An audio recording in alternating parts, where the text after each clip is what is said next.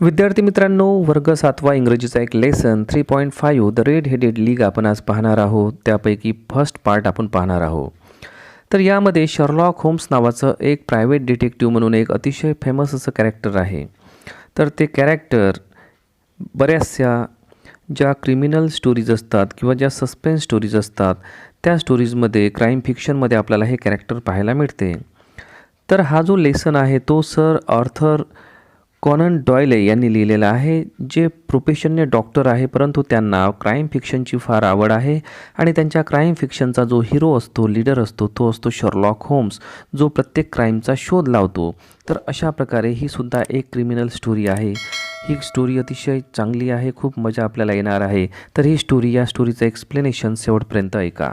या ठिकाणी आपल्याला जे काही आपल्या अवतीभोवती जे क्राईम्स घडतात, जसं थेफ्ट आहे, burglary, robbery, murder, kidnapping, blackmailing, तर अशा प्रकारच्या क्राईम्समध्ये क्रिमिनलचा जो दिमाग असतो, क्रिमिनल कशा प्रकारे क्राईम घडवतात आणि त्या क्रिमिनलला कशा प्रकारे शोधून काढलं जातं, कशा प्रकारे पोलीस किंवा CID, CBIचे लोक हे क्रिमिनल्स आणि हे क्राईम शोधून काढतात, तर ते आपण बघतोच. तर यामध्ये आपल्याला मिस्ट्री दिसून येते, रहस्य, सस्पेन्स आणि त्यासोबतच ॲडव्हेंचर. तर या ठिकाणी सुद्धा विद्यार्थ्यांना अशाच प्रकारची एक ॲडव्हेंचरस आणि मिस्टिरियस स्टोरी लिहिण्यासाठी सांगितलेली आहे. चला तर आता स्टोरीला सुरू करूया. The red headed league. Red headed league याचा अर्थ असा आहे की लाल रंगाचं डोकं असणाऱ्या लोकांची एखादी संघटना. लीग म्हणजे एखादी संघटना. आता पहिला पार्ट आहे Mister Wilson story. When I called upon my friend Mister Sherlock Holmes, he was conversing with a visitor who was an elderly man with a fiery red hair. आता ही जी स्टोरी आहे ती विल्सनची story आहे. या पहिल्या पार्टमध्ये Wilson नावाचा एक माणूस तो आपली स्टोरी सांगत आहे. जेव्हा मी मिस्टर शर्लॉक होम्सला भेटायला गेलो तर तेव्हा मी बघितलं की शर्लॉक होम्स कोणातरी सोबत बोलत होता, एका व्हिजिटरसोबत बोलत होता आणि तो व्हिजिटर, त्याचे केस फेरी रेड हेअर होते, अतिशय लाल भडक असे त्याचे केस होते. त्या व्यक्तीसोबत तो बोलत होता.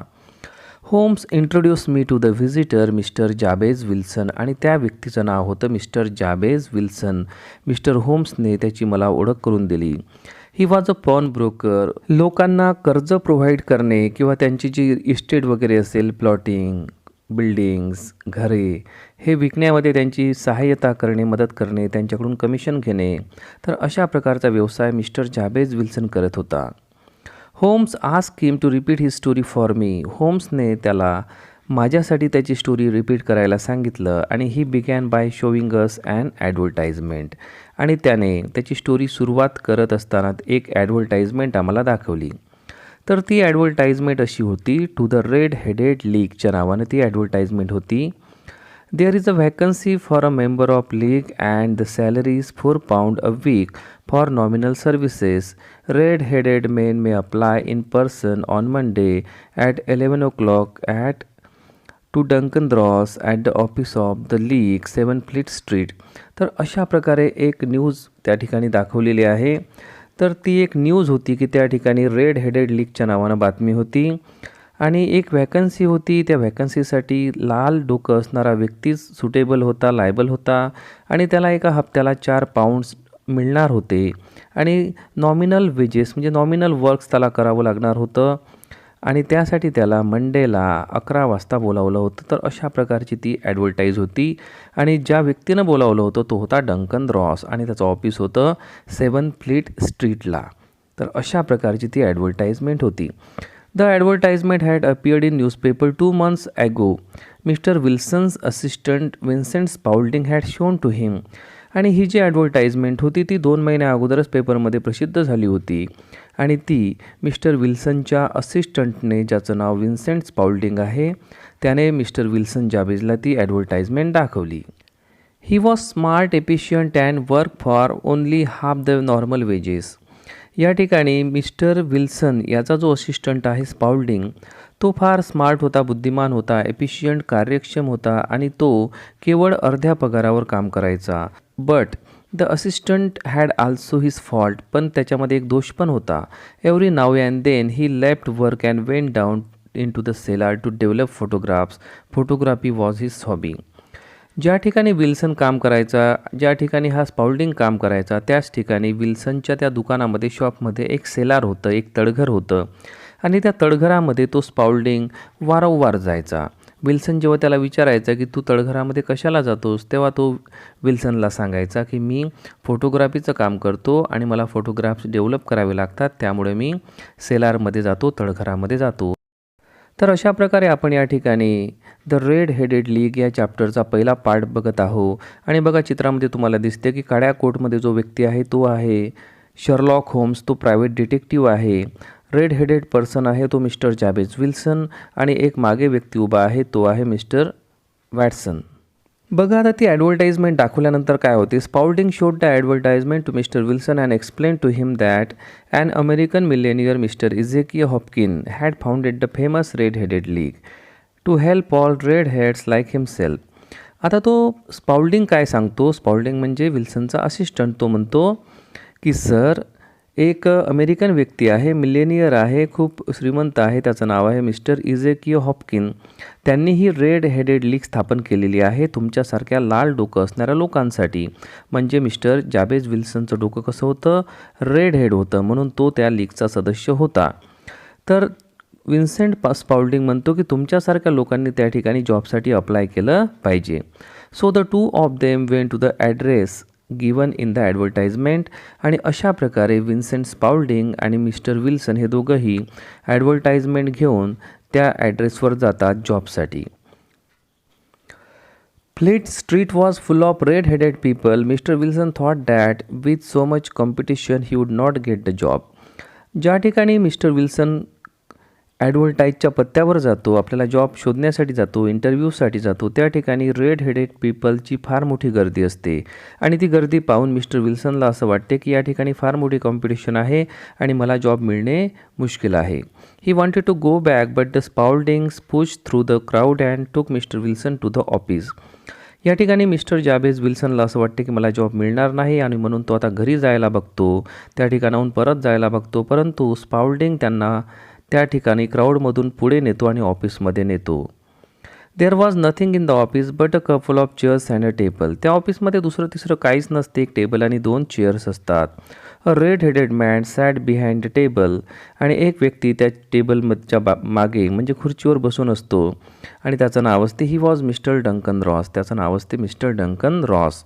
तो असतो a representative of red headed league. त्या ठिकाणी जी रेड हेडेड लीग आहे त्या रेड हेडेड लीगचा त्या ठिकाणचा रिप्रेझेंटेटिव्ह म्हणजे प्रतिनिधी म्हणून डंकन रॉस काम बघत असतो. He was very please to see mister Wilson and announce immediately that he was well suited for the job. जसा हा मिस्टर जाबेज विल्सन त्या ठिकाणी डंकन रॉसच्या ऑफिसमध्ये जातो, डंकन रॉस मिस्टर विल्सनला पाहून म्हणतो, खुश होतो तो पहिल्यांदा आणि तो म्हणतो की मला तुमच्याचसारख्या व्यक्तीची गरज होती आणि तो अनाऊन्समेंट करतो की तुम्हीच या जॉबसाठी सुटेबल आहात. He shook hands with Mr. Wilson, congratulated him and told all other candidates to go back. तर अशा प्रकारे त्या ठिकाणी मिस्टर विल्सनची सहजच निवड केल्या जाते आणि बाकीच्या कॅन्डिडेट्सला सांगितल्या जाते की तुम्ही घरी जाऊ शकता. मिस्टर विल्सनचं अभिनंदन त्या ठिकाणी केल्या जाते. कोणाकडून? By mister Duncan Ross. Who is Duncan Ross? Duncan Ross is the representative of the red headed league. त्यानंतर mister Duncan Ross explain that mister Wilson would have to be in the office from 10 to 2. त्यानंतर डंकन Ross त्यांना त्यांच्या कामाबद्दल सांगतो की तुम्हाला या ऑफिसमध्ये 10 वाजतापासून 2 वाजेपर्यंत काम करावं लागेल. If he left the office he would lose the job. आणि तो त्यांना हे पण सांगतो की जर तुम्ही हे ऑफिस सोडलं तर तुम्हाला जॉब पण सोडावं लागेल, म्हणजे तुमचा जॉब जाईल, म्हणजे तुम्ही ऑफिस सोडू नका, असं डंकन रॉसला म्हणायचं आहे. त्यावर स्पाउल्डिंग म्हणतो, Spaulding assured mister Wilson that he would look after mister Wilson's business in his absence. म्हणजे आता या ठिकाणी विल्सन जॉब करणार आहे आणि विल्सन स्वतःचे एक पॉन ब्रोकर आहे. तर स्पाउल्डिंग त्यांना सांगतो की तुमच्या गैरहजेरीमध्ये तुमचा जो बिझनेस आहे तो मी सांभाळेल, काही काळजी करू नका. The pay was fixed at £4 a week. आणि पेमेंट फिक्स झालं होतं, हप्त्याला £4 त्यांना मिळणार होते आणि ती रक्कम बरीच मोठी होती. And the work sed mister Wilson. Mister Wilson त्या डंकन रॉसला विचारतात की मला काय काम करावं लागेल. तर त्यावर डंकन रॉस म्हणतो की you have to copy out the encyclopaedia Britannica. आणि तो त्यांना म्हणतो की तुम्हाला एक एन्सायक्लोपीडिया दिला जाईल, तो तुम्हाला कॉपी करावा लागेल, म्हणजे जसाच्या तसा लिहावा लागेल. The pay was very good and the work was light. Payment चांगलं होतं आणि काम फारच क्षुल्लक होतं. Mister Wilson accepted the job and began his work the very next day. त्यांनी ते काम करायला सुरुवात केली. Mister Duncan Ross was there in the office to see that mister Wilson did his work properly. आणि जेव्हा हा जॉब त्यांचा सुरू झाला, मिस्टर विल्सन आपल्या कामाला लागले, तर ते काम करतात का, ते कसे काम करतात की नाही हे पाहण्यासाठी डंकन रॉस ऑफिसमध्येच बसून राहायचा. And did not leave the office. आणि तो ऑफिस सोडायचा नाही. He told mister Wilson to start with the letter A. आणि मिस्टर डंकन रॉस विल्सनला सांगतो की तुम्ही ए या अल्फाबेटपासून सुरुवात करा. Mister Wilson wrote diligently for 4 hours without leaving his place. आणि अशा प्रकारे त्यांचं काम सुरू झालं आणि त्यांनी अतिशय प्रामाणिकपणे 4 तास त्यांचं काम केलं. Mister Ross would drop in from time to time to see that all was right with mister Wilson. आणि मधामधात मिस्टर डंकन रॉससुद्धा त्या ठिकाणी यायचा आणि बघायचा की सर्व काही व्यवस्थित चालू आहे की नाही आहे. At 2 o'clock he bade mister Wilson good bye. आणि 2 वाजता डंकन रॉस यांनी विल्सनला गुड बाय केला, कारण त्यांचं काम संपलं होतं. And lock the door of the office. आणि आपल्या ऑफिसचा दरवाजा त्यांनी बंद केला. पहिल्या दिवसाचं काम संपलं होतं. This went on day after day. आणि अशाच प्रकारचं काम दिवसामागून दिवस होत राहिलं. Mister Holmes said mister Wilson and on Saturday I got my salary. आणि 1 आठवडा झाल्यानंतर मला माझी सॅलरीसुद्धा मिळाली. It was the same next week. आणि अशाच प्रकारचं काम मी दुसऱ्या आठवड्यामध्ये सुद्धा केलं. And the same the week after. आणि त्यानंतरच्या आठवड्यातसुद्धा मी तसंच केलं. After a few days mister Duncan Ross came in only once in a while and after a time he did not come in at all. त्यानंतर जसा डंकन Ross सुरुवातीला लक्ष ठेवायचा की विल्सन कसा काम करतो, तशा प्रकारचं लक्ष मग डंकन रॉस नंतर ठेवत नव्हता. काही आठवड्यानंतर म्हणजे 1-2 आठवड्यानंतर तो यायचा पण नाही. तर अशा प्रकारे त्या लीगचं काम त्या ठिकाणी सुरू झालं. आणि विल्सन आपलं काम ब्रिटानिका जो एन्सायक्लोपीडिया होता ते लिहिण्याचं काम त्यांचं सुरू होतं. विद्यार्थी मित्र हो, ही एक सस्पेन्स स्टोरी आहे. तर या स्टोरीमध्ये बरंच काही सस्पेन्स आहे, आपल्याला आता ते पुढे समजणारच आहे. Mister Wilson continued 8 weeks had past.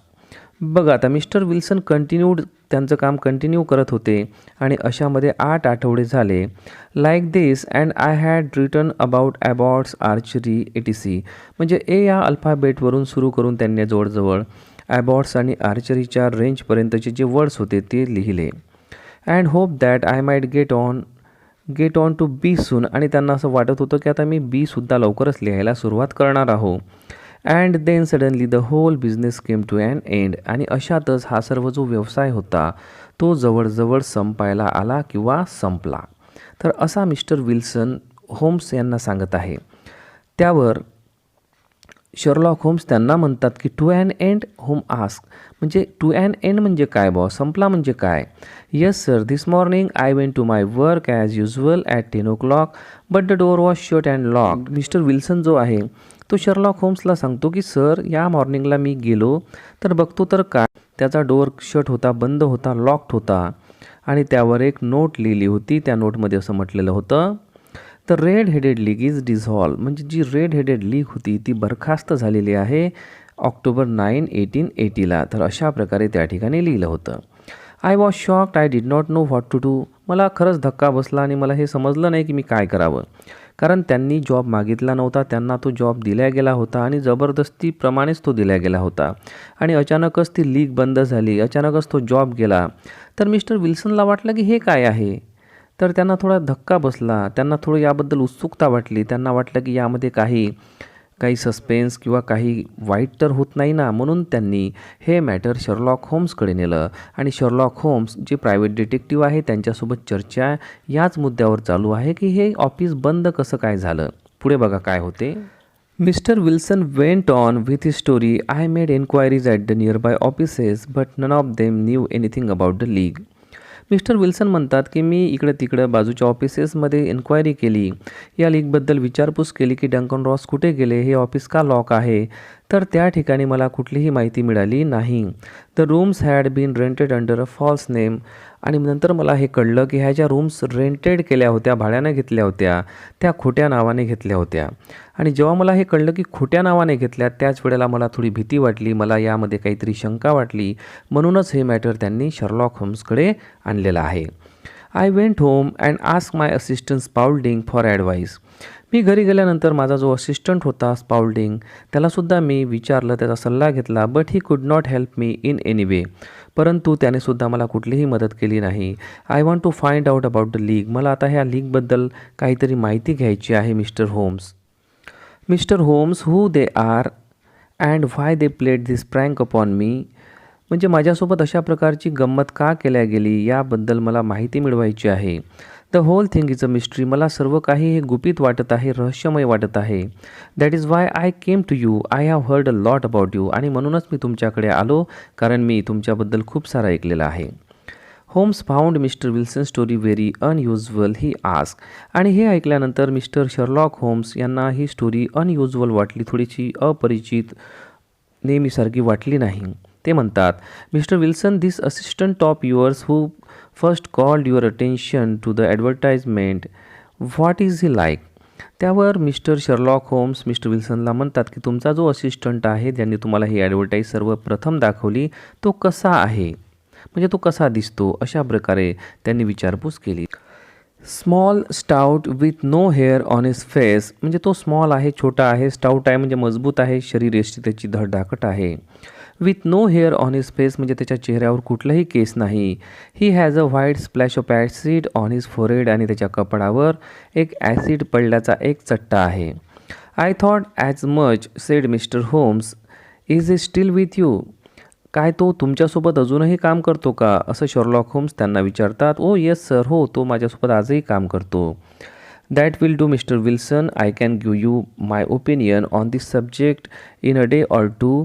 Today is Saturday and by Monday we may come to a conclusion. आणि ही सर्व विचारपूस केल्यानंतर मिस्टर शर्लॉक होम्स त्यांना म्हणतात की ठीक आहे मिस्टर विल्सन, आपण सोमवारी या विषयावर चर्चा करणार आहोत. सोमवारी मी तुम्हाला माझं कन्क्ल्युजन, माझं मत मी तुम्हाला सांगणार आहोत.